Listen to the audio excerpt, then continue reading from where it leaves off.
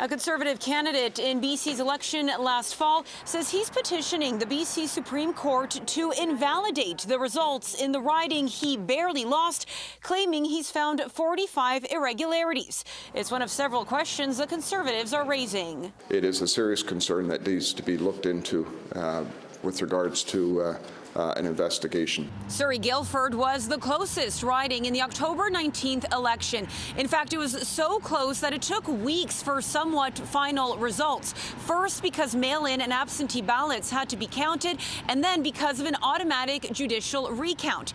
In the end, the NDP candidate won by just 22 votes, and that gave the NDP the 47th seat they needed for a majority.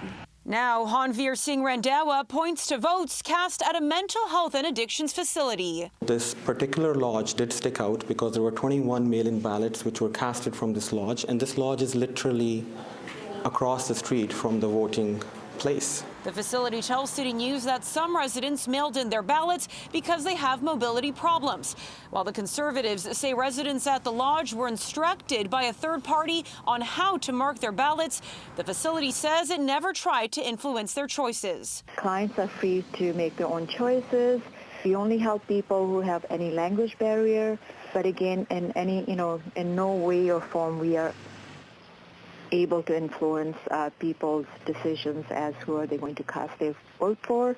Randhawa says he's filed a complaint with Elections BC.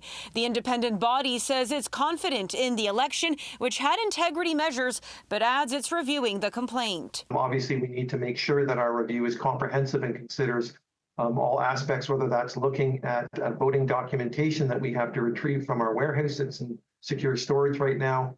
That may involve interviewing people in terms of what they have said. The BC NDP wouldn't directly address the Conservatives' claims, but pointed out there were multiple recounts in Surrey Guildford. Any complaints that he has should go towards Election BC, as it has, or his right of pursuit as part of our fair and independent elections, and we'll wait to see what happens with Election BC.